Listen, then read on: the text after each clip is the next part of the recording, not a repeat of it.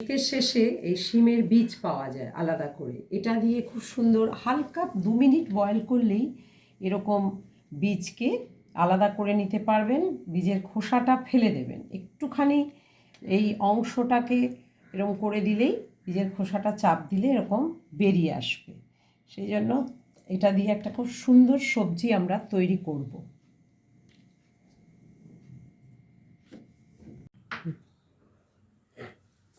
এই যে শিমের বীজটা যেটা ছাড়িয়ে নিলাম, 2 মিনিট বয়েল করা শিমের বীজ, 2 মিনিট বয়েল করা মটরশুঁটি আর 2 মিনিট বয়েল করা ছোট্ট ছোট্ট করে কাটা আলু, এই তিনটেকে একসঙ্গে আমরা একটা ছোট্ট সবজি বানাবো, যেটা রুটি দিয়ে খেতে খুব ভালো লাগে।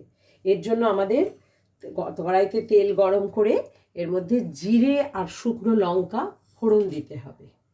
এবার ওটা মতো একটুখানি ভাজা মতো হলে এই তিনটেকে আমরা একসঙ্গে ছেড়ে একটু নুন হলুদ দেব, দিলে সুন্দর একটা স্মেল বেরোতে শুরু করেছে এই জিরে ফোড়ন আর শুকনো লঙ্কা ফোড়নের আর কি। এই ফোড়নটা হালকা ভাজা হতে হবে, খুব বেশি ভাজা হওয়ার কোনো প্রয়োজন নেই। এর মধ্যে এক এক করে প্রথমে আমরা এই আলুটা ছেড়ে দিলাম, তারপরে শিমের বীজটা দিয়ে দিলাম, তারপরে মটরশুঁটিটা দিয়ে দিলাম, হালকা নাড়াচাড়া করতে হবে। এতে কোনো মশলা দেওয়ার প্রয়োজন হয় না, কেউ চাইলে দিতে পারে, কিন্তু এটা মশলার কোনো প্রয়োজন নেই। এই ফোড়নটা দিয়ে আর একটু পরিমাণ মতো নুন আর সামান্য হলুদ দিলেই এটা আর কি কমপ্লিট হয়ে যাবে।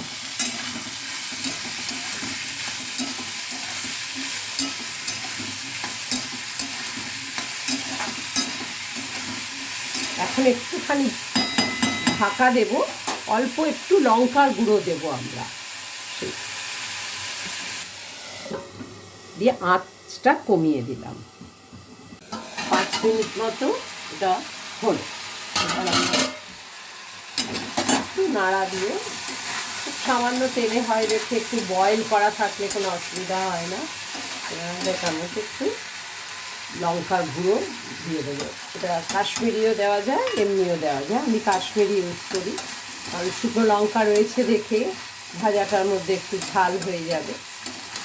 একটু নাড়াচাড়া করে জলটুকু দিয়ে দিতে হবে, যতটা গরম জল একটু দিয়ে দিতে হবে, যতটা পরিমাণ দরকার, আর বেশি জলের প্রয়োজন নেই।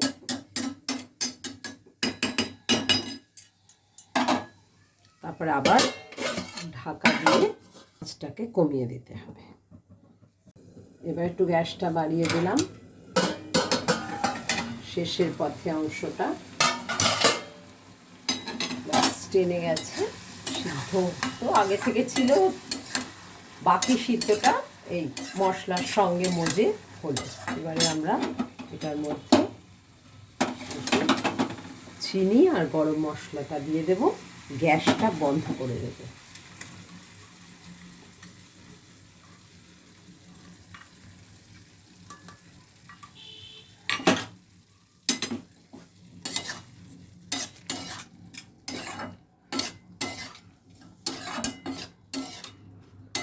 আবার একটু ঢাকা দিয়ে চিনিটা এবং গরম মশলাটা মজতে দিতে হবে, তারপর আমরা বেড়ে নেব।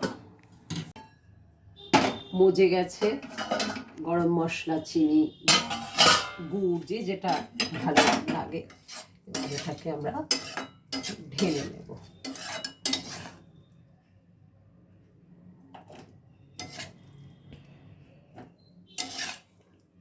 শীতের শেষের একটা খুব ভালো সবজি, রুটি দিয়ে খাওয়ার মতো।